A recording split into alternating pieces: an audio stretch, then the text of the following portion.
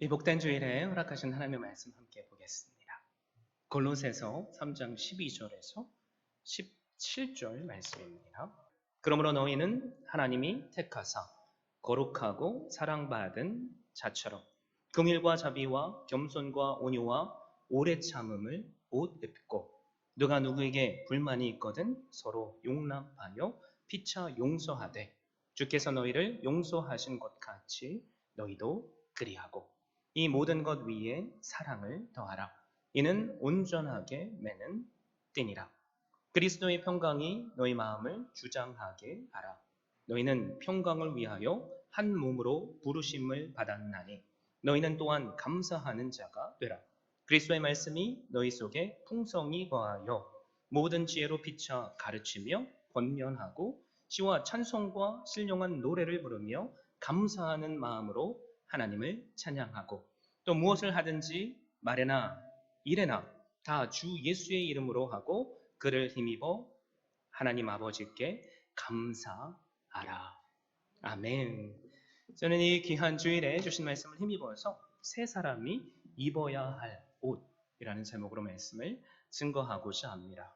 우리는 함께 10월 한 달 동안 성숙이라는 주제로 예수 그리스도까지 자라나야 한다는 말씀을 들었습니다.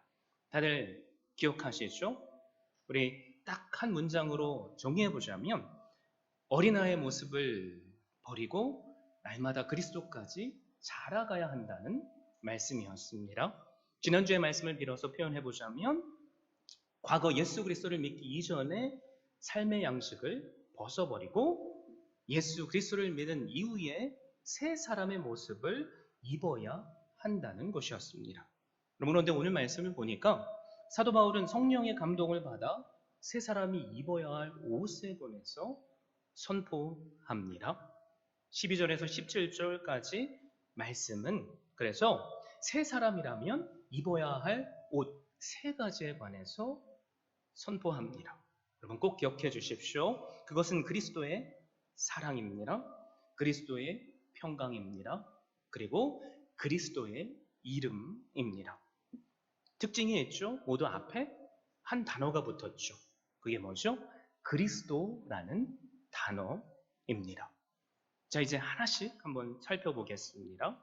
새 사람으로서 우리는 그리스도의 사랑이라는 옷을 입어야만 합니다. 12절에 그래서 이렇게 선포하시죠. 그러므로 너희는 하나님이 택하사 거룩하고 사랑받는 자처럼 긍휼과 자비와 겸손과 온유와 오래 참음을 옷 입고 사도 바울이 가장 먼저 우리에게 선포하는 게 뭐죠?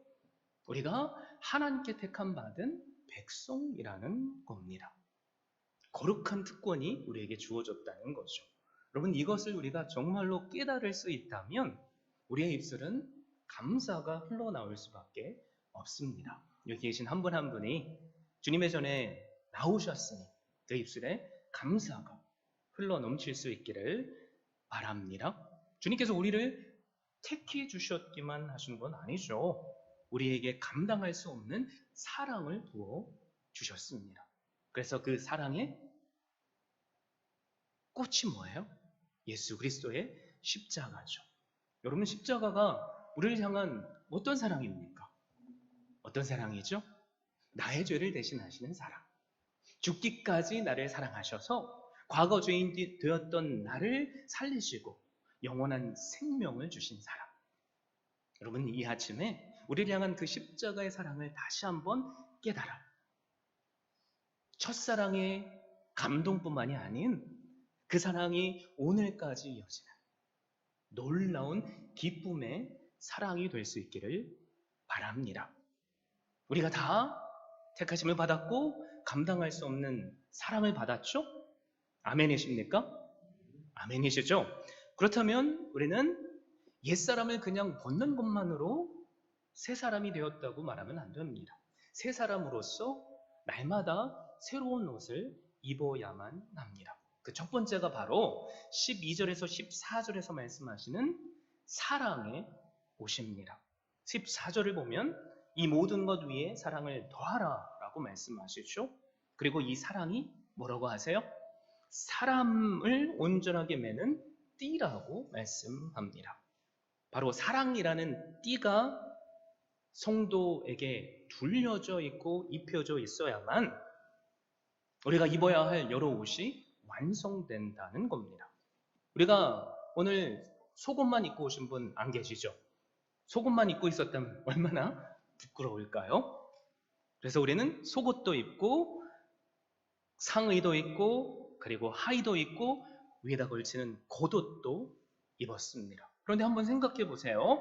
우리가 옷을 다 입었는데 허리띠를 매지 않는다면, 야, 생각만 해도 아찔합니다. 제가 막 설교를 지금 말씀을 증거하고 있는데 바지가 막 흘러내린다고 생각해 보세요. 얼마나 부끄럽겠어요. 그렇죠? 그리고 여러분이 스커트를 딱 입으셨는데, 블라우스를 딱 입으셨는데 허리를 조아 맬 수 있는 내 패션을 완성해 줄 수 있는 허리띠를 매지 않았다면 블라우스가 막 삐져나올 거예요. 말씀은 듣는데 자꾸 신경이 거기에 꽂혀가지고 말씀도 잘 들리지 않을 겁니다.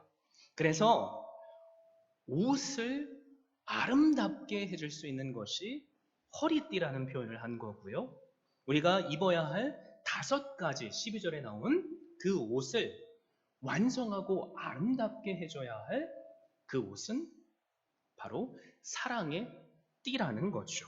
그런데 12절에서 우리가 입어야 할 5가지 덕목의 옷이 나오죠. 긍휼, 자비, 겸손, 온유, 그리고 오래 참음이라는 옷입니다.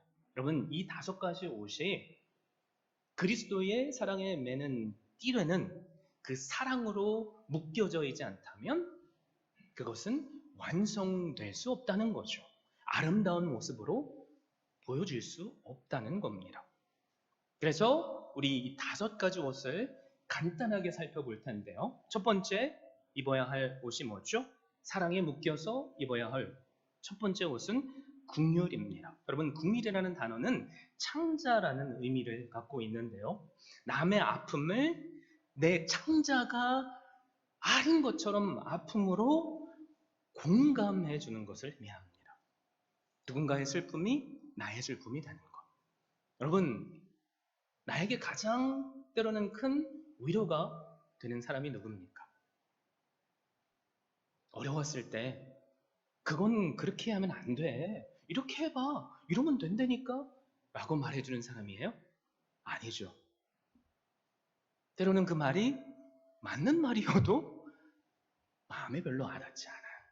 그런데 누군가가 내 옆에서 나를 그냥 있는 모습 그대로 안아주며 함께 울어준다면, 내 통곡하는 그 신음의 음성을 들어준다면, 여러분, 그게 얼마나 큰 위로가 됩니까? 그렇죠? 바로 이게 긍휼입니다.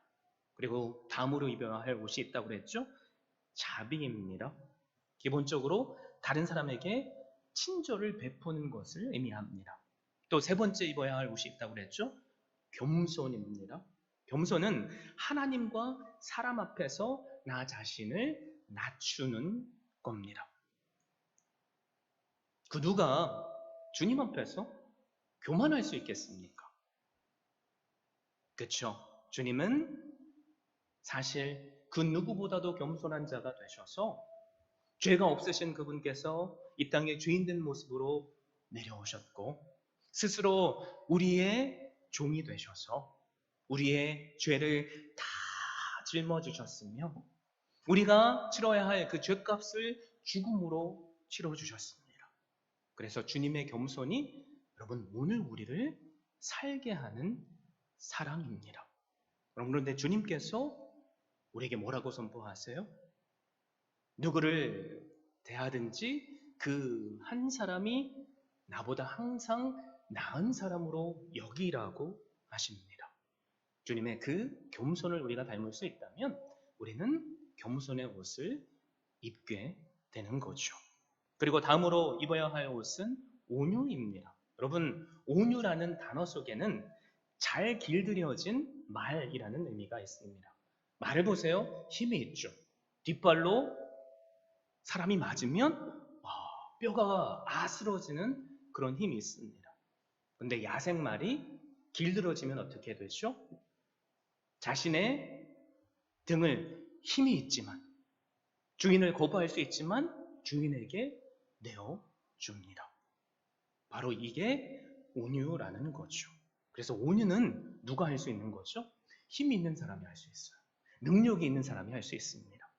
나에게 그럴 만한 힘이 있고 그럴 만한 언변이 있지만 주님의 온유의 옷을 입었기에 우리는 내 옆에 있는 형제를 그리고 자매를 용납할 수 있는 거죠. 그 주님께서 우리에게 그리스도의 온유와 겸손의 멍에를 내라고 하시죠. 그 옷을 우리가 함께 입을 수 있기를 바랍니다. 마지막 우리가 입어야 할 옷은 오래 참음이라는 옷입니다. 여러분, 이 오래 참음은 분노와 노여움을 나에게 행사하는 자들에게 나는 참고 인내하는 겁니다. 여러분, 그게 사실 주님께서 우리에게 보여주신 인내와 오래 참음이시잖아요. 이 땅에 오신 주님은 처음 공생애를 시작하는 그 순간부터 자신을 죽이려고 하는 어둠의 세력 앞에 끝까지, 언제까지요? 십자가를 지시기까지 인내하셨습니다. 그리고 그 인내는 뭐로 나타났죠? 용서로 나타났죠. 예수님을 죽이라고 고함 지르는 사람들 앞에 주님은 그래서 십자가 위에서 어떤 기도를 하세요? 아버지여, 저들을 용서하여 주시옵소서. 저들은 저들이 하는 것을 알지 못하나이다. 용서를 구하지도 않는, 심지어 죽이려고 하는 자들을 향해 주님은 끝까지 인내하셨고 사랑하셨으며 용서하셨습니다. 이 긍휼, 자비, 겸손, 온유, 오래 참음이라는 옷. 주님은 오늘을 사는 우리에게 너희가 만약 택한 백성이라면, 사랑받은 자라면 너희도 이 옷을 입어야 한다라고 말씀하십니다. 여러분 어떠세요? 이 옷을 나는 입을 자신이 있습니까? 여기 계신 분들은 다들 그럼요. 주님께서 저에게 베푸신 사랑이 얼마나 큰데 그걸 왜 못 입겠어요? 라고 말씀하실 거예요. 저는 여러분들을 믿습니다. 그런데 부끄럽지만 목사인 제가 제 자세를 보면 때로는 이 말씀이 부담이 돼요. 하나님의 말씀을 묵상하고 있는 그대로 선포해야 되는데 제 안에 오래 참음이 없습니다. 하나님의 일을 하는데 때로는 조급해하며 내 뜻대로 내 시간표대로 뭔가가 이루어지길 원하는 마음이 저에게도 있어요. 온유해야 되는데 누군가가 나에게 한 그 말 한마디 때문에 밤새 잠을 못 이룰 때도 있습니다. 겸손해야 되는데 제가 성경을 조금 더 안다고 누군가 앞에 그건 그게 아니고 이건 이겁니다 말하고 싶을 때도 있어요. 자비를 베풀어야 되는데 나는 저 영혼만큼은 절대로 용서가 안 돼 라는 생각이 들 때도 있습니다. 긍휼을 베풀어야 되는데 긍휼을 받을 자가 나라는 착각 속에 살 때가 있어요.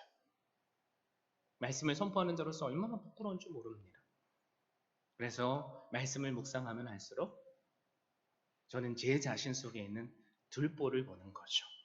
그럼에도 불구하고 여러분 앞에 말씀을 의지해서 선포합니다. 우리가 정말로 주님을 믿는 자들이라면 힘써서 그 옷을 입을 수 있기를 바랍니다. 지금 이 시간 나에게 한번 자문해 볼 수 있으면 좋겠어요. 나는 나에게 베푸신 그리스도의 사랑 때문에 예쁜 동정심으로 성도를 대하고 있습니까? 나는 그리스도께서 베푸신 친절과 같은 자비를 내 형제 자매들에게 베풀고 있습니까? 나는 그리스도께서 나에게 보여주신 겸손과 온유를 입고 다른 사람을 대하고 있습니까? 나는 그리스도께서 나를 오래 참아주신 것처럼 그 성도를 용납하고 인내하고 하고 있습니까? 여러분 어떠세요? 참 예수님이 아니고서야 어떻게 우리가 이것을 할 수 있을까 싶죠. 여러분 그런데 이 질문 속에 그 답이 있어요. 그 답이 뭐냐면 그리스도께서 나에게 베푸신 이라는 말입니다. 여러분 우리의 힘으로 긍휼을 입을 수 없어요. 자비도 입을 수 없고 겸손도 입을 수 없으며 온유와 오래 참음을 입을 수 없습니다. 그렇다면 우리는 이 옷들을 어떻게 입을 수 있죠? 바로 우리에게 베푸신 예수 그리스도의 사랑을 우리가 온전히 날마다 덧입을 수 있을 때 우리는 이 일을 할 수 있습니다. 그래서 제가 여러분께 항상 강조하는 게 있죠. 교회로서 우리는 목회자도 투두에 많이 집중하는데 내가 하나님을 위해서 교회를 위해서 무엇을 할 수 있을까? 때로는 집중하잖아요. 그리고 설교를 들어도 때로는 잔소리처럼 이것도 하시고 저것도 하십시오. 왜 당신들은 이것을 못합니까? 라는 말처럼 들리기도 합니다. 그런데 우리가 집중해야 할 것은 투두가 아니에요. 무엇을 내가 하는가가 아닙니다. 그것은 제일 마지막 거예요. 그럼 우리가 집중해야 될 게 무엇이죠? 투비죠. 나는 누구인가? 여러분 내가 정말로 십자가의 사랑을 깨달은 자라는 것을 확신할 수 있다면 여러분 그 사랑이 나를 움직이십니다. 그 사랑이 나를 긍휼의 사람이 되게 하고 그 사랑이 나를 자비의 사람이 되게 하고 겸손의 사람, 온유의 사람, 오래 참음의 사람이 되게 하십니다. 이 시간 그래서 여러분께 다시 한번 권면드립니다. 투두가 아니라 투비에 집중하십시오. 이 시간 나를 향한 그 십자가의 사랑을 다시 한번 만끽할 수 있기를 바랍니다. 그래서 우리가 많이 알잖아요. 사랑도 받아본 사람이 알 수 있다는 말. 우리가 예수님께 긍휼을 받았기에 우리도 긍휼을 베풀 수 있는 거죠. 우리가 주님께 자비를 받았기에 우리도 자비를 베풀 수 있습니다. 우리가 주님께 겸손을 배웠기에 우리도 겸손할 수 있는 거고 우리가 주님으로부터 오래 참음의 사랑을 받았기에 우리도 인내할 수 있습니다.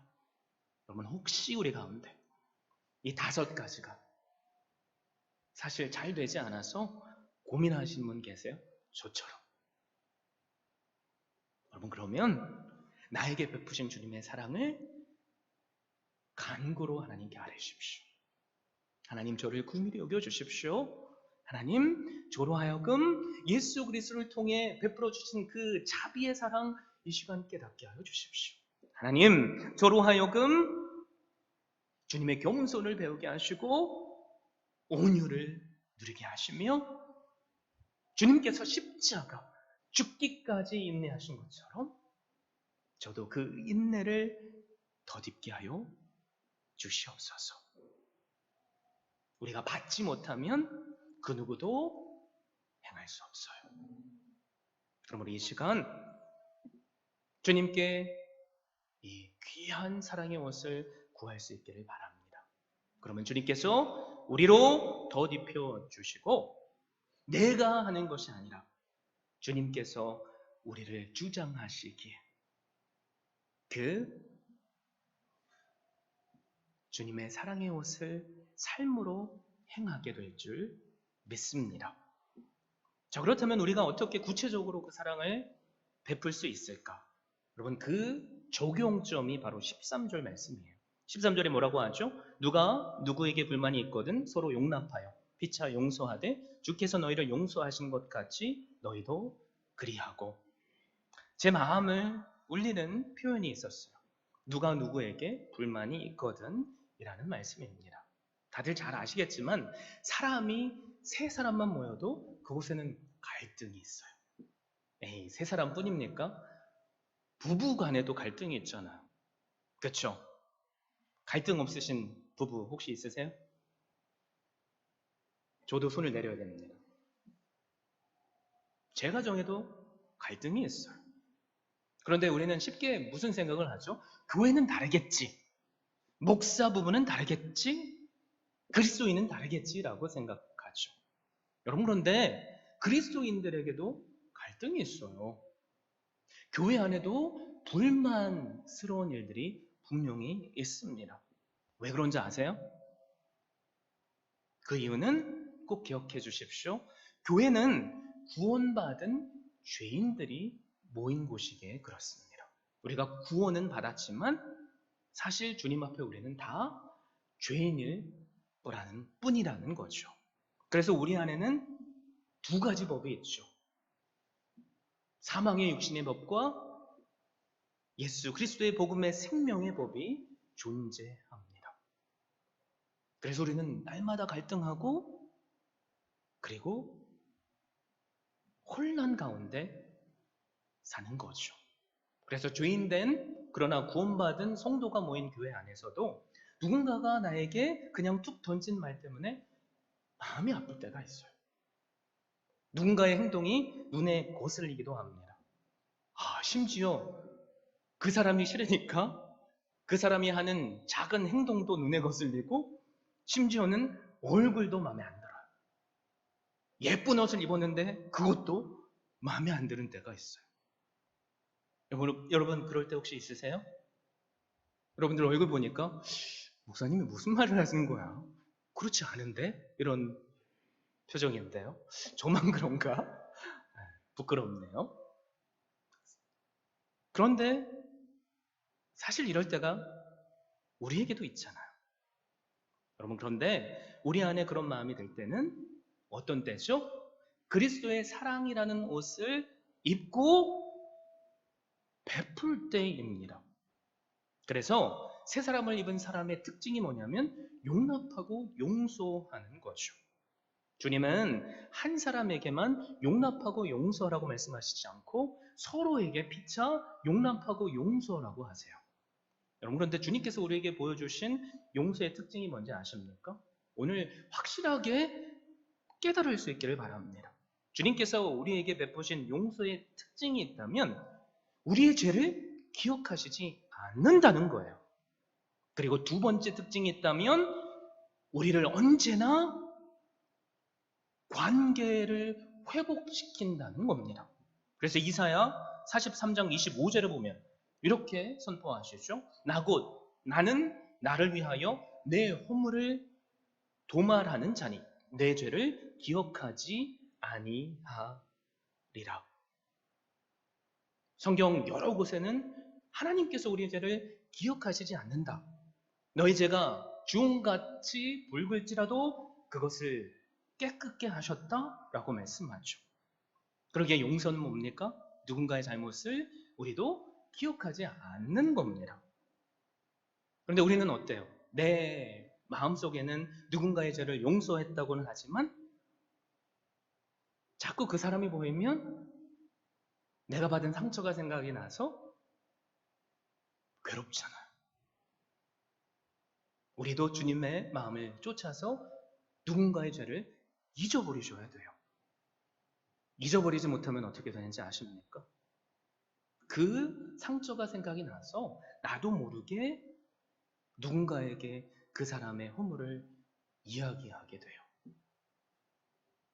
그리고 그 관계가 서먹서먹해지고 깨집니다.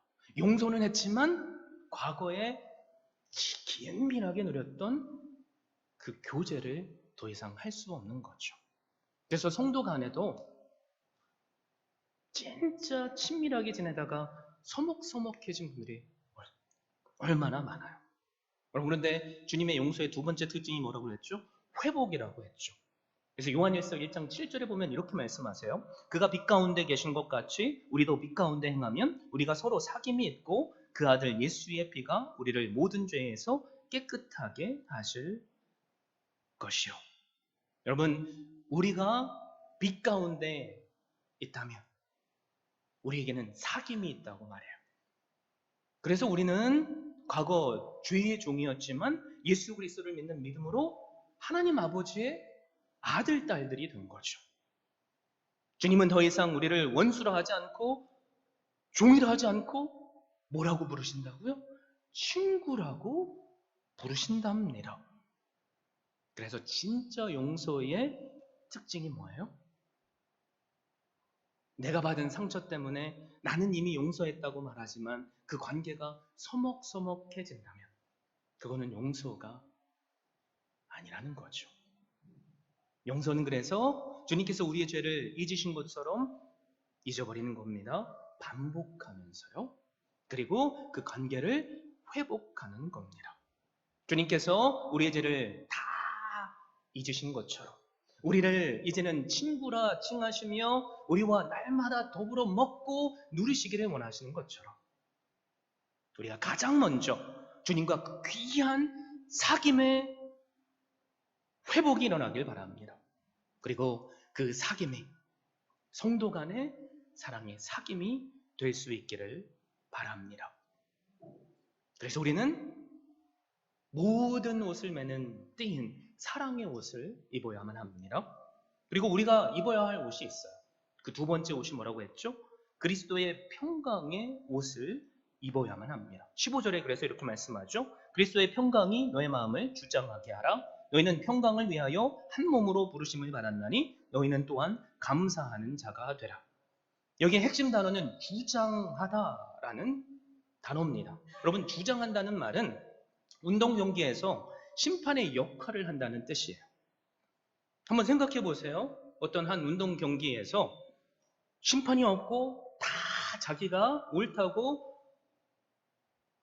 경기에 임한다면 어떻게 될까요?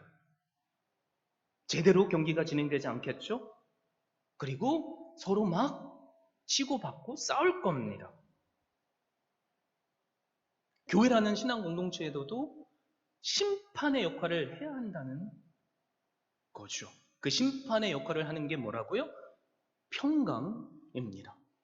그래서 교회 안엔 갈등이 있고 혼란이 있을 수 있지만 그것을 딱 회복할 수 있는 심판이 뭐라고요? 평강이에요. 그래서 오늘 본문은 뭐라고 말씀하죠? 내가 평강을 만들 수 없기에 그리스도의 평강이 너희를 주장하게 하라 라고 하십니다. 그리스도의 평강이 뭘까요? 여러분 뭐라고 생각하세요? 나를 향한 십자가의 사랑이죠. 예수님께서 십자가를 지시고 부활하신 이후에 제자들에게 가장 먼저 하신 말씀이 뭐냐면 샬롬, 히브리어죠. 헬라어로는 에이레네입니다. 너희가 평안하뇨라는 말씀이에요. 그래서 우리가 부활하신 예수 그리스도를 정말로 만났고 믿는 자들이라면 우리는 그분 때문에 평안을 누려야만 합니다. 근데 우리가 얼마나 많이 그 평안을 빼앗길 때가 많아요. 그렇죠? 그래서 투두 내가 무엇을 하는가 보다 우리는 뭐에 집중해야 된다고요? 투비에 집중해야 돼요. 날마다 그리스도의 평강이 우리의 마음을 주장하게 해야 하는 거죠. 자, 그렇다면 우리가 어떻게 우리의 마음을 평강이 주장하도록 내어드릴 수 있을까? 궁금하시죠? 감사하게 그 답이 16절 말씀에 나와요. 제가 여러분께 읽어드릴게요. 그리스도의 말씀이 너희 속에 풍성히 거하며 모든 지혜로 피차 가르치며 권면하고 지와 찬송과 신령한 노래를 부르며 감사하는 마음으로 하나님을 찬양하고. 비결이 나오죠. 그리스도의 말씀이 너희 안에 풍성히 거하게 하라. 우리의 마음속에 주님의 말씀이 풍성히 거할 수 있다면 그게 무슨 의미입니까? 우리의 마음을 차지하고 있는 걱정과 근심이 이제는 말씀으로 채워졌다는 말이죠. 우리의 마음속에 있는 누구를 향한 미움과 시기와 섭섭한 마음이 하나님의 말씀으로 채워졌다는 말입니다. 그러면 그 말씀 때문에 우리는 주님께서 허락하시는 평강을 누릴 수 있다는 거죠. 여러분, 그런데 우리가 주님을 다 믿는 그분의 자녀지만 때때로 우리도 평강을 잃어버릴 때가 있어요. 여러분, 마태복음 8장에 보면 제자들이 갈릴리 바다를 배를 타고 가고 있어요. 그런데 풍랑이 완전 심하게 일어나서 배가 뒤집혀서 죽게 될 지경입니다. 그들은 대부분 어부예요. 갈릴리 바다에서 평생을 사는 사람들입니다. 그들이 어찌할 수 없는 풍랑이라면 뭐예요? 이제는 죽음밖에 없는 거죠. 여러분, 우리도 살면서 이런 경우를 만날 때가 얼마나 많습니까? 바다를 항해하고 있지는 않지만 인생의 바다를 항해하고 있을 때 나를 죽일 것 같은 풍랑을 만날 때가 얼마나 많아요. 그럴 때 우리는 뭐라고 하나님께 부르짖죠? 하나님, 당신이 살아계신 건 맞습니까? 하나님 계시다면 저에게 살아계심을 보여주십시오. 여러분, 그런데 예수님께서 내 눈에 보인다고 해서, 예수님께서 내 옆에 계신다고 해서 우리가 풍랑을 그것만으로 저절로 이길 수 있는 건 아니에요. 마태복음 8장에 보면 예수님이 그 배에 함께 하셨습니다. 근데 성경은 뭐라고 말씀하시죠? 예수님께서 그 배에서 주무셨다고 말씀해요. 그래서 정작 제자들이 봐야 할 예수님은 보이지 않고 그 눈에는 뭐가 보이는 거죠? 풍랑이 보이는 거죠. 나를 죽음으로 위협하는 갈등이 보이는 겁니다. 그래서 어떻게 돼요? 그들이 한 건 뭐예요? 주무시고 계시는 주님을 깨웠어요. 그리고 그 주님은 일어나셔서 그 바다를 꾸짖으며 잔잔케 하십니다. 그리고 제자들에게 말씀하셨어요. 믿음이 적은 자여 왜 의심하였느냐? 주님께서 우리의 눈에 보이시냐 보이지 않느냐는 사실 그래서 문제가 아니죠. 우리에게 필요한 건 뭡니까? 주님이 나와 함께 하신다는 임마누엘의 믿음. 주님께서 내가 주님께 부르짖을 때 응답하신다는 믿음. 여러분, 그 믿음이 우리 안에 있으면 지금 말씀으로 우리와 함께 하시는 주님께서 우리의 기도를 들으시고 응답하십니다. 그 응답하시는 그 능력을 누릴 수 있기를 바랍니다. 때때로 우리 인생 가운데 평강을 빼앗길 때가 있어요. 내 의지로 그게 되지 않잖아요. 그럴 때일수록 또 기도와 간구로 주님 앞에 아뢰실 수 있기를 바랍니다. 그러면 우리가 감당할 수 없는 그리스도의 평강이 우리의 마음과 생각을 지켜주실 줄 믿습니다. 아멘이십니까? 그리고 마지막으로 우리가 입어야 할 옷이 뭐죠? 우리가 새 사람이라면 그리스도의 이름이라는 옷을 입어야 돼요. 그래서 17절에 뭐라고 말씀하시죠? 또 무엇을 하든지 말이나 이래나 다 주 예수의 이름으로 하고 그를 힘입어 하나님 아버지께 감사하라. 여러분, 사실 그리스도의 이름이라는 옷은 우리가 이미 나눈 사랑의 옷과 평강의 옷을 포괄하는 표현입니다. 그래서 로마서 13장 14절 말씀처럼 오직 주 예수 그리스도로 옷 입으라는 명령과 같습니다. 그래서 궁극적으로 우리가 예수 그리스도라는 옷을 입고 있다면 우리는 그분께서 허락하시는 평강을 누릴 수 있고 그분께서 허락하시는 사랑을 누릴 수 있다는 거죠. 그러니까 정말로 예수 그리스도를 믿는다면 주님의 사랑이 우리의 마음을 주장하심을 누릴 수 있습니다. 그리고 그 사랑으로 우리는 항상 나를 채워주시는 말씀의 은혜로 평강을 누릴 수 있고 그리고 그 평강이 우리로 하여금 내 힘으로는 할 수 없지만 사랑의 자리까지 가게 하십니다. 그래서 그리스도의 평강이라는 옷은 나 자신을 위해서 입어야 할 옷이라면 그리스도의 사랑은 다른 사람과의 관계를 위해서 입어야 할 옷이라는 거죠. 근데 우리가 내 코가 석자라는 속담을 잘 알고 있잖아요. 그렇죠? 여러분, 여기서 말하는 내 코는 이 코가 아니에요. 콧물을 의미합니다. 그런데 콧물이 석자가 되도록 이렇게 쭉 흐르고 있는데 그것도 닦아낼 여유가 없는 상황이라는 거죠. 그래서 누군가를 사랑하려면 여러분 내가 평안해야 돼요. 맞잖아요. 그렇죠? 누군가에게 도움을 베풀려면 내가 건강해야만 됩니다. 그렇죠? 주님의 일을 하는 것도 내가 영적인 풍성한 은혜를 누리셔야 돼요. 지난 1년을 제가 돌아보니까 우리 성도님들께서 하나님을 향한 그 헌신이 너무나도 귀한 것을 깨닫습니다. 월요일부터 토요일까지 때로는 힘들게 일하시는데 주의를 사모하시고 내가 할 수 있는 그 총량의 에너지보다 더 큰 헌신을 하시는 분들이 여기 계신 대부분이에요. 그것을 제가 보고 깨달을 때마다 얼마나 감사한지 몰라요. 얼마나 감동인지 모릅니다. 나라면 내가 그럴 수 있었을까? 부끄러울 때가 많은 거죠.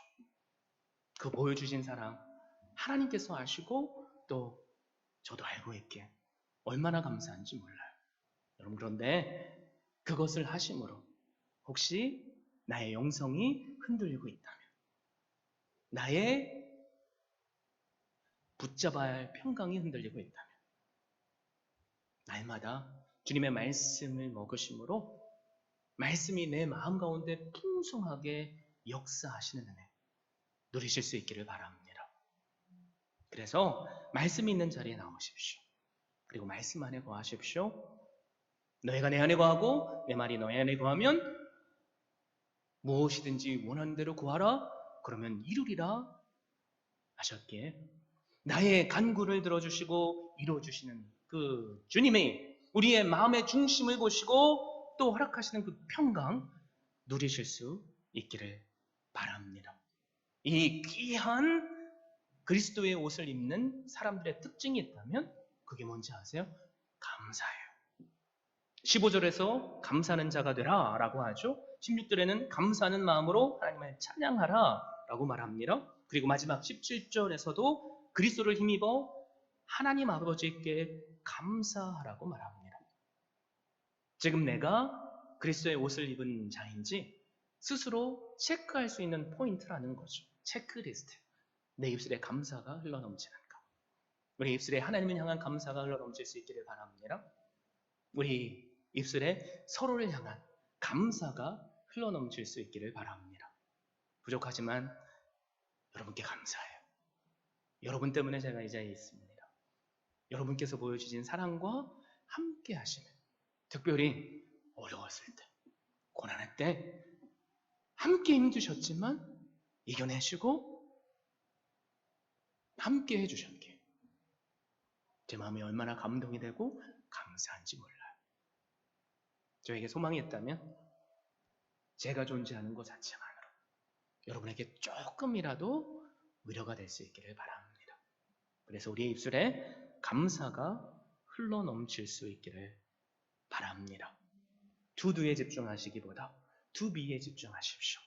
예수 그리스도의 사랑이라는 옷을 입어 날마다 그 말씀이 우리의 마음을 풍성히 평강으로 이끄시는 은혜 누리시고, 누가 시켜서가 아니라 나 아니면 할 사람이 없어서 무거운 마음으로 하는 것이 아니라 나에게 주신 사랑이 커서 우리가 자원하며 누군가를 위해서 음식을 준비하고 또 이런저런 일들을 하는 것처럼, 남이 알아주지 않아도 묵묵히 일을 하는 것처럼 그런 귀한 섬김의 역사가 일어나 날마다 우리로 하여금 그리스도의 사랑에 뭐예요? 가을에 나뭇잎이 풍성하게 젖어 들어가는 것처럼 단풍으로 우리의 마음도 하나님의 말씀이 풍성히 젖어 들어가 그리스도의 그 놀라운 사랑을 누리는 한 분 한 분 되시기를, 그 귀한 세 사람의 삶을 사시기를 예수 그리스도의 이름으로 축원드립니다.